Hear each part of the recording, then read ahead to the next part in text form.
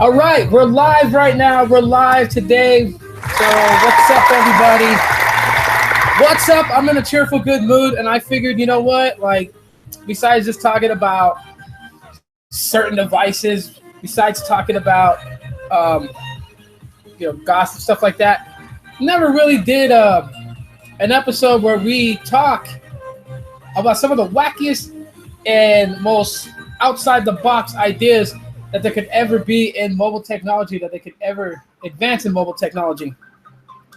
That's something that I've never really hit base with here on the channel. So pretty much that is what today's, I guess, featured topic is, because I do know in live broadcasts we kind of tend to venture off into like other things, but to kind of start off, wacky ideas that could be brought in mobile technology. And like some of the stuff that came to mind today when I was out walking around, just trying to stay fit, I started thinking of a few things. One of them that came to mind is something that I've seen literally when I've passed through Japan a few times, things that you could do with your mobile smartphone, which is almost similar to like Android Pay, except it's a little bit different. And that is actually like paying for grocery goods and general merchandise goods with your mobile smartphone, but not using an Android Pay type thing. So basically, the device has NFC, you tap to pay like usual, but it charges your cell phone carrier. So when you get your bill, like say if you're on T-Mobile, you get your bill, say you have like $70 for unlimited data and everything, there'll be a separate bill underneath it for like goods that you've purchased using your smartphone. And I think that's something that would be neat to have here in the US.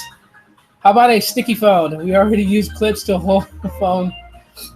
Yeah, pretty cool. Hey, what's going on? Hey, what's up? Sticky phones actually be kind of cool.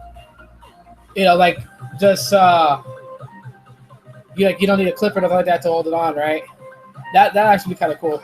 But yeah, that whole pay thing, when I see that in Japan, I thought that was really cool. Like, but how in the US would we implement that? Like how would say T-Mobile or Sprint or AT&T kind of really trust their consumers to be able to handle the purchases of goods in stores and then just pay that bill later when you pay your phone bill, Because when people bail out on their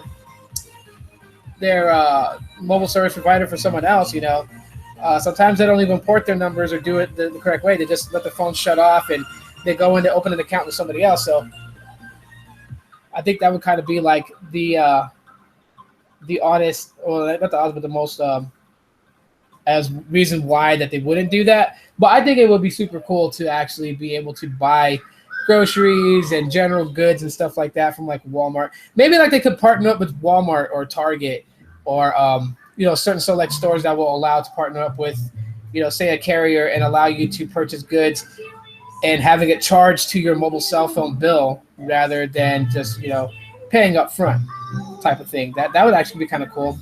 Maybe they'll have to like run your credit and you have to have like really, really good credit in order to take advantage of that. But that's something that I think mobile service providers should kind of like look into, because that would be something really cool. I think people will enjoy and benefit from. So my house is live and wild right now, so all my kids are running around. But yeah, what's some crazy ideas that you guys would like to see in the future of mobile technology? Like any idea, it don't matter. There's no such thing as a stupid idea here on the Aloha Android. So drop whatever idea you have or whatever you want, All right, like Benson already said, how about a sticky phone? We already use clips to hold the phone steady, so use the camera or to watch movies, right? So why not have like a case, are you saying like a case? Like a case that's sticky that you put your phone in, you could like just like, boom, stick it to the wall and watch it. I mean, because that would actually be kind of cool. Or if you're actually saying like the phone itself is built out of sticky material that can just stick to the wall or something. Because that would actually be like super cool and crazy too at the same time.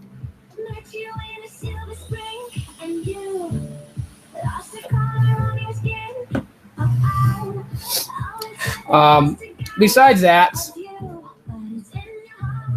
let's see.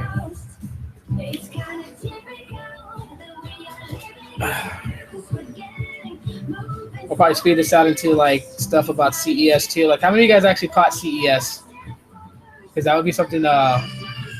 Also, I mean, at CES, they're always like bringing out some unique stuff that we may see in the future, or may not see in the future. So, how many of you guys actually caught some stuff about CES? And if so, what was your favorite thing about CES?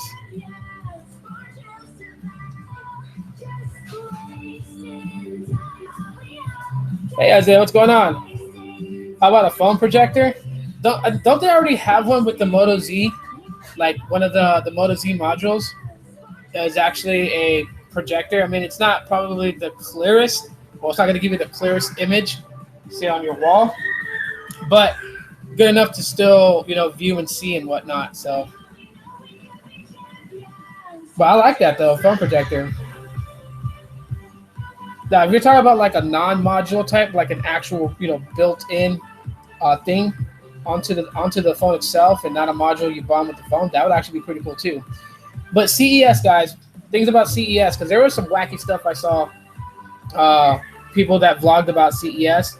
I didn't get to go. I totally forgot about CES. It's like when I have the money to try and get into CES, it's like I totally blow it and forget that CES is coming right around after Christmas, and I luck out. I just don't get tickets to go.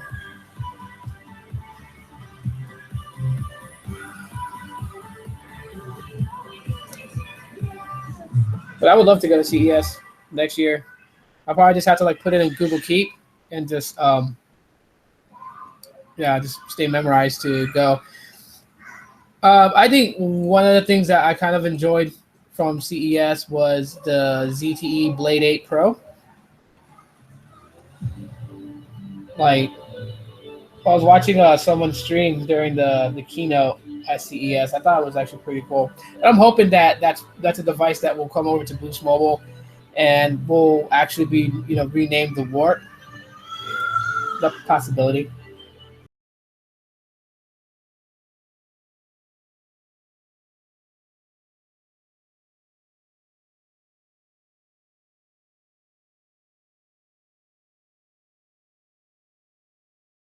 You guys let me know if the broadcast is like cutting in and out, or if it's like lagging or anything like that, because I don't know, my Wi-Fi has been really, really wacky today. So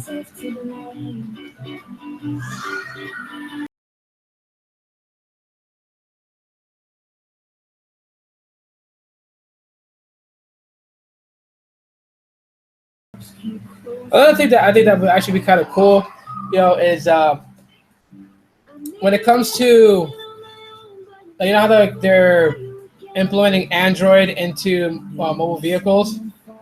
You're still rocking the ZTE Action 7. Cool. But like how they're like trying to build in Android into vehicles.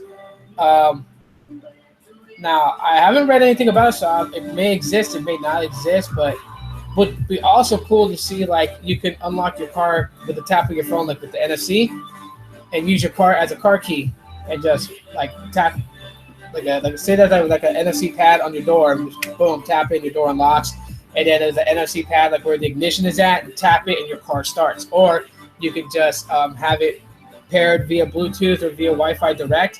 You can just start your car with your phone. That would also be something pretty cool that I think will kind of be beneficial. And like if you lost your phone or someone stole your phone, you can easily change up like the code pairing, or you can unpair it from your vehicle, like to have some sort of emergency backup just in case. And that way the person that has your phone doesn't have also access to your car. They can do it already? Okay, cool. I never read up on it. I just, was figuring to myself, but that'd be kind of cool too to do that. Or even self-pilot your car using your smartphone would actually be something pretty cool too, in my opinion. Just kind of turn it into like the Batmobile. You can, like how you navigate and you drive a drone using your smartphone. You do the same with your vehicle. So if you park your vehicle, you can remote navigate it to where you're at, so you won't have to walk into a parking garage and try to look for your car. Start your car, have it navigate to where you are. You can even set it up to where like your smartwatch is the point of access that the vehicle looks for. So with GPS mapping and everything, when you start your car, you can have it like basically like a button on the screen that says "Return to me," and your car actually will self-drive itself to you. But I know there are coming out with self-driving vehicles. You know, Google and I forgot what it's called. Wago, I think it's called. Self-driving vehicles. And I know like BMW and all of them is doing the same thing. But just when that becomes bigger, that would actually be something really cool that we can see in the future. So.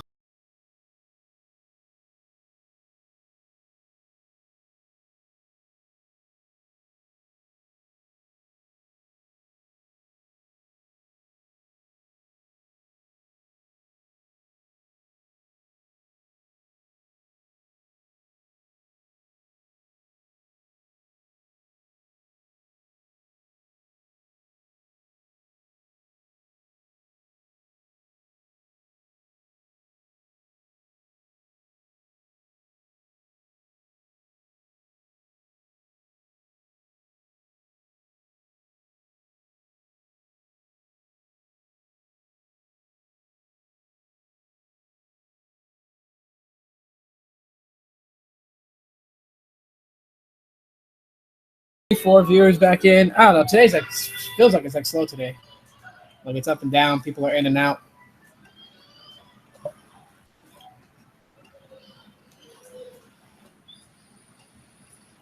I don't know if it got cloudy over here. It was sunny earlier. Oh crap! It did. My weather here is like on and off. It's cloudy and it's not cloudy. So let's kind of shift gears here now, away from that, wacky ideas. All right, for those watching right now, roll call in. What are you guys' thoughts on the HTC U Ultra and U Play?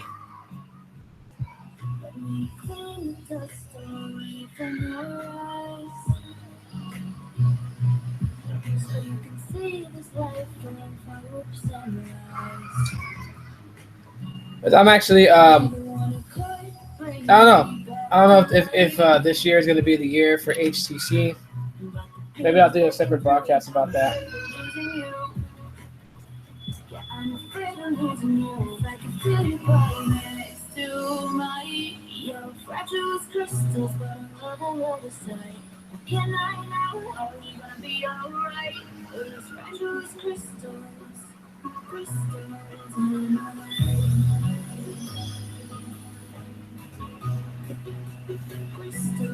Where's my water? I need to drink some more water.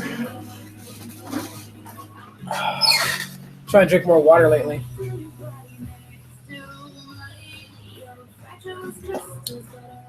So what are your guys' thoughts on HTC? Do you guys think HTC is going to have a comeback this year? Do you think 2017 is going to be HTC's year? I mean, I've been hearing a lot about HTC lately in the news. Besides the U Ultra and the U Play, Boost Mobile getting the Bolt. And I don't know about the Bolt anymore. I wanted to get it. I want to get it, but there's just some things about it that I'm just kind of worried is going to be a bad investment, Like if I'm going to spend $399 on the HTC Bolt for Boost Mobile, like I really would want it to at least function and perform the way that I, want it to. Volvo last year introduced a smart key for their cars using Bluetooth. Cool. I gotta look that kind of stuff up. That'd be actually kind of cool. But yeah, the HTC Bolt is, just I don't know. I really don't know. I'm on the fence about it now. Well, it's like $399. If I stepped it up and paid another another 150, $200, then I could just get the Galaxy S7. I could always go that route. I don't know. Just it almost feels a little bland with Boost Mobile, and I know I did that video talking about that Sprint needs like I was happy that Sprint is going to start paying attention to prepaids on their end, and that's a good thing. But Boost Mobile needs more devices in their catalog, and I think that's just something that's just really killer. Action 7, way to go. I actually am going to grab a ZTE Action 7. Probably like the end of February or beginning of March, because I'm going to open a Cricket line so I can review unlocked devices as well. And the Action 7, it'll be late than everyone else's, but I trust LG and Samsung more than HTC. Boost and Virgin coverage sucks. Not in my area, dude. See, the statement like that, where Boost and Virgin coverage sucks, would be like in your area, you know? Because not one company completely dominates the entire U.S. from east to west coast. And just depending on the network build out. Like, I know Sprint has the weakest out of all of them, and that's just because they went late. They went the wrong way. Instead of going with LTE like every other carrier did, they went WiMAX, which failed. It sucked. So they are late to the game building out their LTE network. And even now, their LTE Plus, which is what the HTC Bolt is supposed to run off of, doesn't run off very well. I think different people have put out there that it maybe hits 20 megabits per second download, and that's pretty bad for Sprint's LTE Plus, which is supposed to, do at least 100 megabits per second download. The $399, 2K display, dual front-facing speakers, 64 gigs of internal storage, Snapdragon 820. But as far as the statement of Boost and Virgin's service sucks, would also mean that Sprint sucks in your area as well. But in my area, where I'm staying at right now, Boost and Virgin actually beats out Metro and Cricket as far as network speed. So I think they both have their goods and they both have their bads. What Boost and Virgin suck at compared to other carriers is their selection of devices. That's where they really suck at. Because when you look at devices that Metro has, it's tempting. Actually, it's been proven that people have jumped from Boost and Virgin to Metro because of device selection. When the ZTE ZMAX Pro came out, it took a lot of people out. Cricket's got some good devices that's better than Boost Mobile. I think that's just really where it's at. You get 75 megabits download and 40 upload. That's pretty good. And which carrier are you with? Ben, which carrier are you using with your Action 7?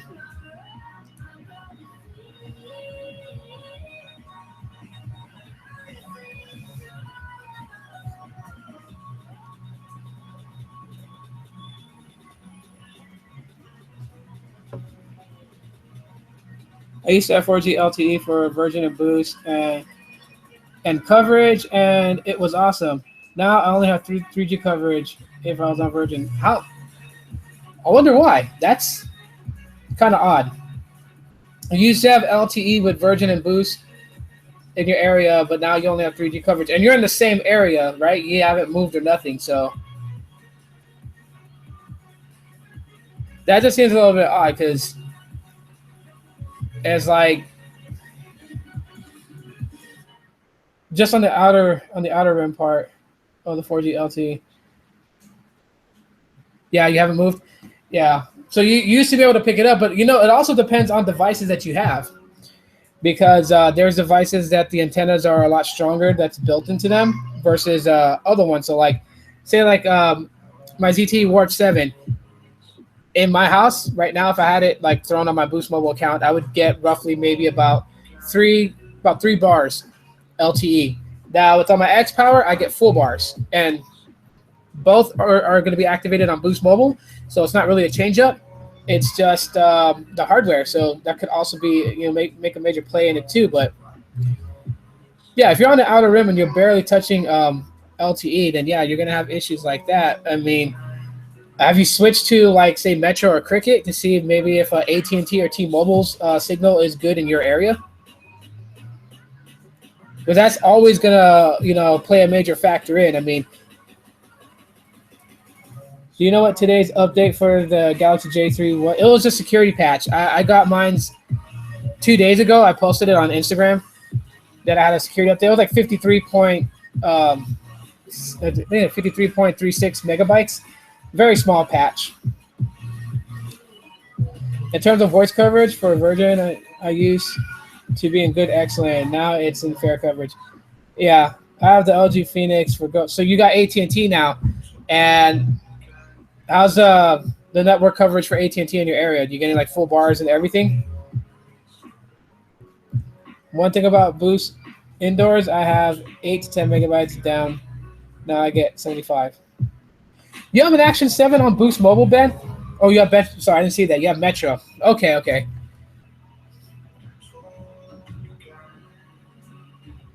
Yeah, so you used to get like 8 to 10 megabytes with Boost Mobile, but since you switched over to Metro, now you get like 75 download and 40 upload. That's pretty good.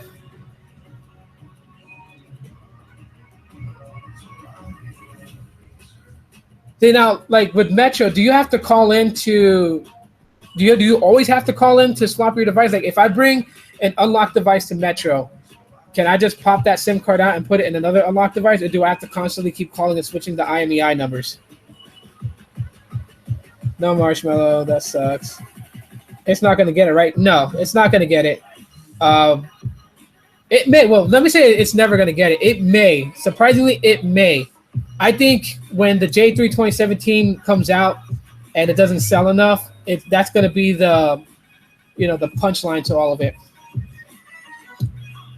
I have 2 to 3 bars for LTE and AT&T Go phone for 4G LTE, but I'm on the $30 Go plan.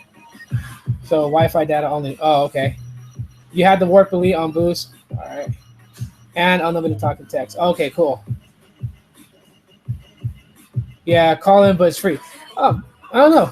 Maybe I'll figure out whether, because I know like the thing that Paul Tech was talking about is kind of inviting the thing where if you port a phone number to Metro PCS, you get 2 phones for free, and you get for $60 you get 12 gigabytes of data. So that's 6 gigabytes for one line and 6 gigabytes for the other line. So you get 2 free phones activated, 6 gigs each. Each line is going to cost you $30, so $60 together. So you walk in with $60 plus whatever tax and fees they require. You walk out with 2 phones that are free. You can get either, it was the Desire 530, the On 5, the K7, I believe, and I think the other one's a K10. And so I was considering that too. I do know that in about 2 weeks, I'll have a hold of the HTC One A9. I decided to go that route, and I'm still on the fence about the HTC Bolt for Boost Mobile. And store 15 to activate it. Well, yeah. No, I'm just thinking because to use unlocked devices, I'm going to need a GSM carrier, and Boost is not GSM. But I do have a family plan on Boost Mobile, so I have other people on my plan. So I just can't like drop Boost Mobile and just go somewhere else. So I'm actually going to take out a second phone line from a phone company, and I'm deciding between Cricket or Metro. How can I get dual screen for the J3? The J3 doesn't support dual screen. Problem is the LG Phoenix 2's battery is crap. Take it off the charger at say 8 a.m. and it's 100%. If you watch a few YouTube videos, some texting, etc., half an hour later, about 85%. Yeah. Isn't the Phoenix 2 like almost relatively like the cousin to the Tribute 5 or the K7? Dual screen like the LG G Stylo. Yeah, I know what you're talking about. You're talking about like where you have like the top screens, because like this part could be YouTube, this part could be like Chrome. The J3 2016 doesn't support that. I've never done that on the J3. Now, I mean, there's probably a way to do it if you have it rooted, but I've never went ahead and rooted my J3 for any reason. So, yeah. Now I know the G Stylo has that, and then when I had this rooted, there was an app that basically I installed that allowed me to use more than just what LG had selected to be used with dual screen mode. So you can basically use any app in dual screen. But my G Stylo is no longer rooted since it's on 6.0 Marshmallow. Which is like another thing too. Like I know the Action 7 is set to get Nougat. The the 1A9 from HTC is supposed to get nougat because I know CV Tech was talking about it, and I think Darlene mentioned it in his video. I used to have Cricket and the Grand X4, but I had to get rid of it. Call quality was crap on it. People said I sound muffled and broken up, and screen flickered a lot. Really? Because my brother has the Grand X4. He hasn't had that kind of issue with the phone. At least I don't. He hasn't ever told me. Usually when he has problems with his phone, he like comes to me for help. So I got a new Galaxy On 5 for free from Metro. Got the Action 7 and swapped SIMs. Called and activated it. It cost me $71. Got a good deal. Cool. I don't know. So roll call it out. What do you guys think I should do? Like, do you guys think I should open a line with Metro to review unlocked devices, or do you think I should use Cricket, which is going to give me like the better signal, well, not the better signal strength, but just the better service in general, like customer service included in everything? Because it's not going to bother me to call in to Metro PCS and ask them that like say I have the Action 7 and I want to use let's say like the HTC Uplay. I don't mind calling in and giving them the IMEI and swapping the SIM card into my other device and activating it that way. Like, that doesn't bother me all too much. I just all around like the best customer service and stuff like that. Same problem when I had the LG X Power with Cricket. Loved the battery on that. It's a beast. But call quality was only so-so. Speaker on the back, in my experience, was crap for calls. Yeah, I don't with my X Power, I don't really use speakerphone at all. Okay, thing is, limit of 8 megabytes download max from Cricket. Yeah, I've heard about that. I'm just always wondering, like, because some people have said that they were never affected by that on their Cricket account, that they had like 20 megabits download, 30 megabits download. And I'm like, okay, like how were they able to achieve that when a lot of people are claiming that, it's like 8 megabits download on their LTE network? That's just because AT&T is greedy.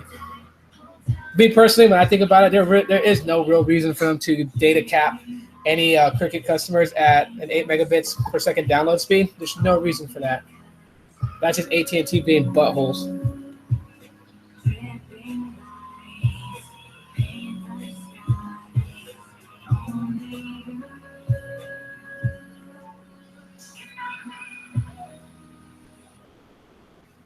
By the way, the Virginmobile's new strategy for the LG X Power, 5 months of free service.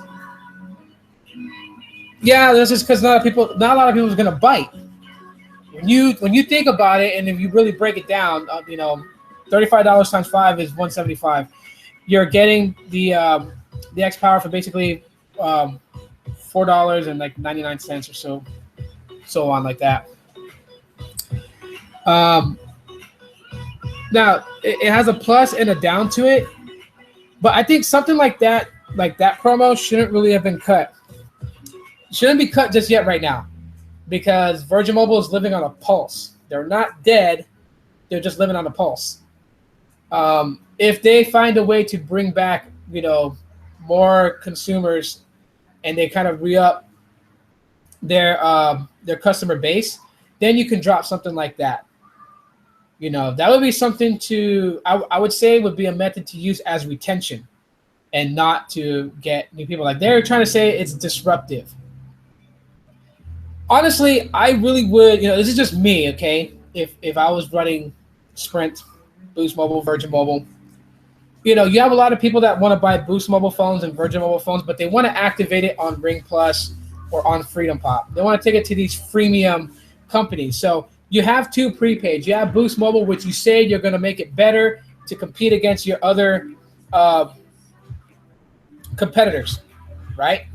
Well, you got Virgin Mobile. What the hell are you going to do with Virgin Mobile? Well, if you're not going to merge them with Boost and just have one prepaid, why don't they just turn Virgin Mobile into a freemium type thing, kind of like Ring Plus, how Ring Plus used to be before they started getting crappy with their plans? Because, yeah, you can still get some business. Obviously, Ring Plus is still standing around, even though they've offered like free service where all you have to do is just top your phone up and keep like $15 balance on your account. I mean, it's worked. What are some of the unique things you like to do on a J3? Some of the things, well, I don't want to say there's anything unique about the J3. I just like the size of the device. For me, for one-headed use, because I have my kids with me, walking around, trying to cross the street with my kids. They hold my hand, so being able to have one hand free for something, a smaller phone works great. So that's one thing I like about the J3. Also, the fact that even though it has a 2-megapixel camera in the front and 5-megapixel in the back, the image quality and the image processing of those camera sensors is really good. Even beats out like my X Power and other devices. It's just a little below par from the G Stylos, and the G Stylos is actually pretty good. So that's one of the things that I like about the J3. What Virgin and Boost need to do somehow is get better coverage. Well, it's not really Boost or Virgin that does that. It's Sprint that has to build out their coverage to make it better for all its entities that's underneath its umbrella. SoftBank, I mean, they're pushing out LTE Plus on their end. They're trying to build that out, but it's not really like open across the U.S. as it really needs to be. And again, yeah. But I mean, you pretty much like hit it on there. Like, yeah, their coverage needs to be better, and they need better phone selections, because carrying the same device like the Galaxy Prevail LTE that's been around for a while now, people are kind of tired of seeing that go on multiple sales, 30% off, 65% off, 55% off, 50% off, 45% off, friggin' 90% off. Like, everyone's getting tired of it, Like, to me, honestly, keeping the same phones and just running multiple different promos like every month back to back to back is a big joke.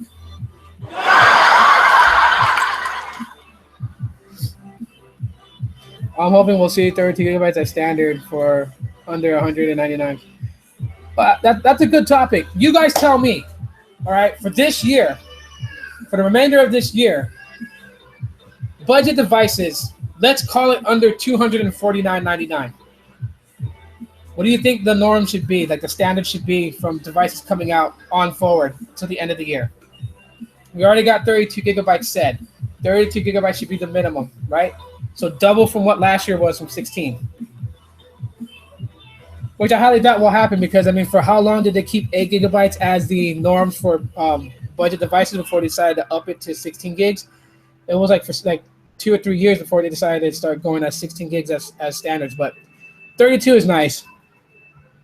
But I will agree with you. Virgin and Boost need more phones. Right now at Best Buy and Target, most phones I see look okay, but at crappy specs, and yeah, 5.0.1 or 5.1 and not 6.0.1. Yeah. My friend gave me all 3 last-gen video game consoles yesterday. Cool. I can. 32 gigabytes happening to a phone lower than 200, but it won't happen anytime soon. The LG Stylo 3 is going to be 16 gigabytes of memory unless I'm wrong. If I'm not mistaken, because, I don't know, LG likes to dupe a lot of people, which is why there's always like miscommunications of what specs they're going to have. I mean, when you look back at the Stylo 2 Plus, like before Metro PCS got it, there was like 3 different versions of the Stylo 2 Plus. And Metro got the lowest one on that list, which was still better than Boost Mobile's LG Stylo 2, but it wasn't like the grandest of them all. They say 32 gigs is oh no, not 32, but it's supposed to have like 3 gigs of RAM, 16 gigs of onboard storage, 3 gigs of RAM, but you never know. What are the best port-in deals for Boost Mobile right now? Can't find any online. I don't think they have any good ones right now. I really doubt that they have anything that's like going to be like eye-catching. Hold on. Let's look that up.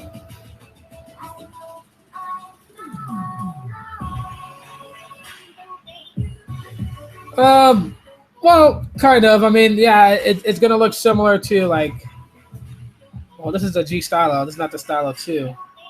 But the I believe the volume rocker and the power buttons moved. So the volume rocker is on the side and the back is just a fingerprint reader. 16 means non-usable. Yeah. Well, depending, because What was it? There's 16 gigs of storage on the X Power. I think like 10 is usable, and on the Trivia HD, like 9 is usable. So just really depends on how much of the OS is taking.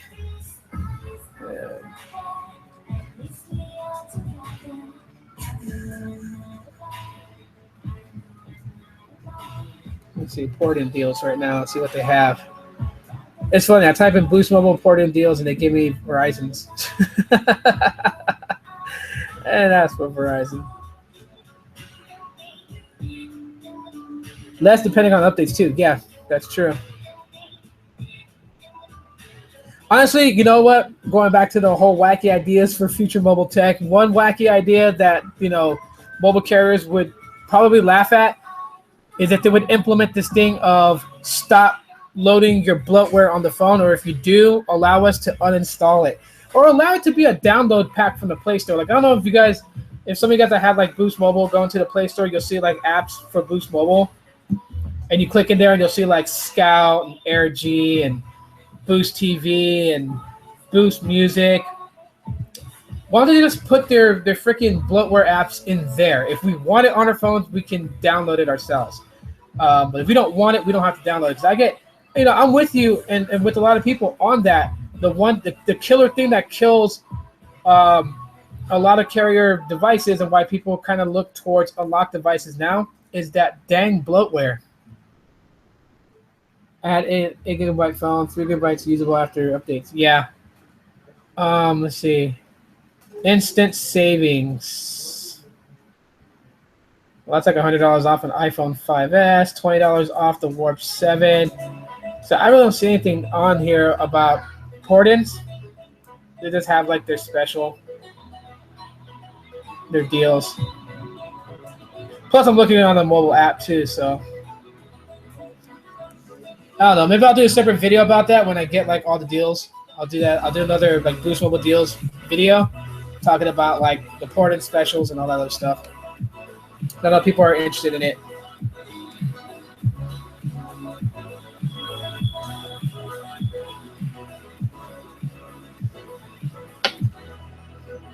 But yeah, I don't know. If Boost Mobile and Virgin Mobile, if they don't have anything cooler, I mean, besides the Stylo 3 and the X Power 2, because those are the two devices that really have my interest. The HTC Bolt did have my interest until I started reading up about some of the take 50 off. Yeah, I see that on there right now. If that's the port-in specials, and but the HTC Bolt, like I said, I'm really on the fence about it because it's it's an okay looking device in my opinion, and it's got some nice specs to it. But one of the things that is really killer is that it's supposed to utilize the LTE Plus network from Sprint, and the device is only pulling 20 megabits download. I already get 20 megabits download with my LG X Power on I want to say Spark, but the LTE network from Sprint.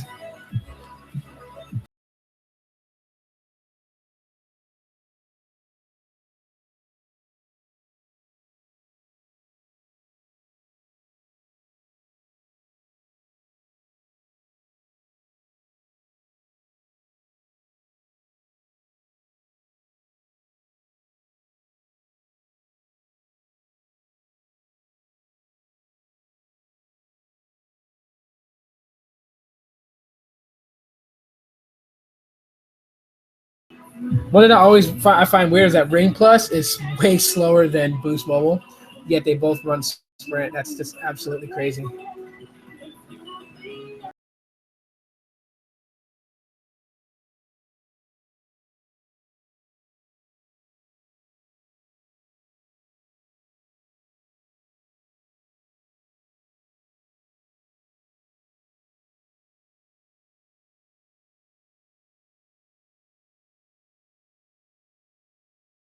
I want to put that out there. Uh, if you use the method to unlock adoptable storage that was on XDA, you can then do that, but it's not really good. 9 gigabytes of usable memory.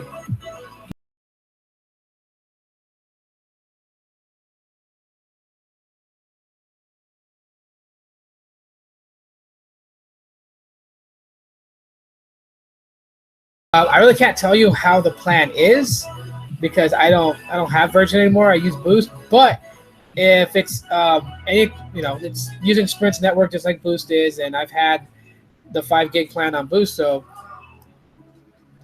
I mean, if you have Wi-Fi at home, you're not going to eat up your 5 gigs that fast. If you're always on Wi-Fi at home, if you're out and about using LTE, you can probably kill the 5 gigs in like 3 weeks.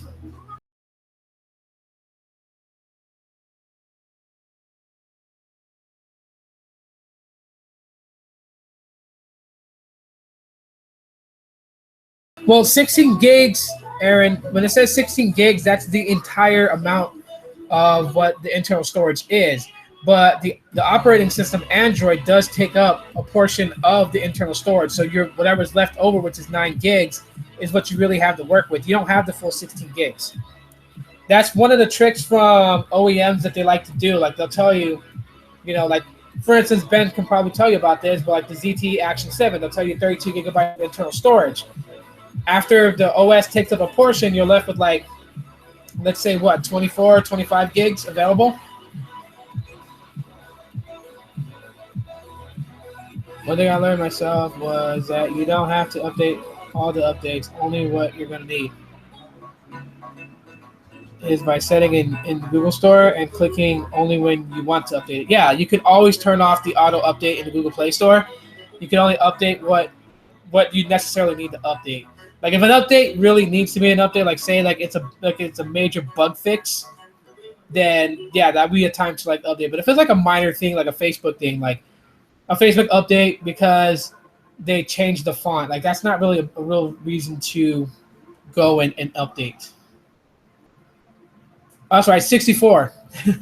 Sorry, 64 gigabytes on the Action 7, and 50 is usable after the OS takes up a portion. So anytime you go into a store and they tell you this device has 16 gigs of onboard storage or 32 gigs of onboard storage or 64 or even 128, just know that that's not the full amount that you're going to have to play with as far as apps, videos, and other things you download like music and whatnot.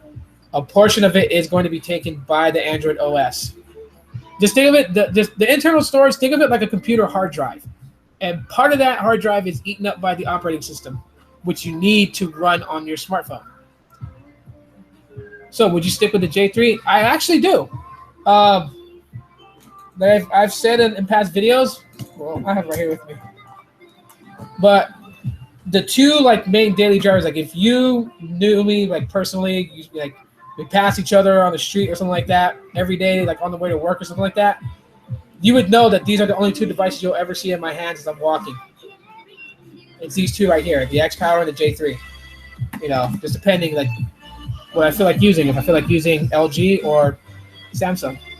I'm sorry to say this, but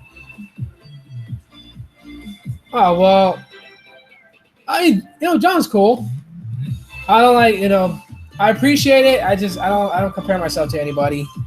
But I appreciate this. Thank you. I appreciate that.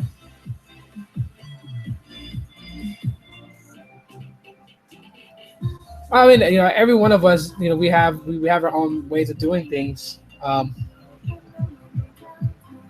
rather have 50 usable than 24, 9, or 4. Yeah, having more, but you also gotta remember too, like, this is something that like thoroughly pisses me off about OEMs right now. Is with Android 6.0, you have the ability to have adaptable storage, and my Work 7 has that option open. I don't know why LG keeps it turned off on all their devices that have 6.0.1. It's there because you can use ADB with several commands to kind of force open it and format your SD card to be part of your internal storage. But you got to use ADB, and that's the thing that like really pisses me off is if it's implemented in Android, it needs to stay open no matter what. OEMs should not have the right to close off certain key features of Android. Thank you. I appreciate that. I really do.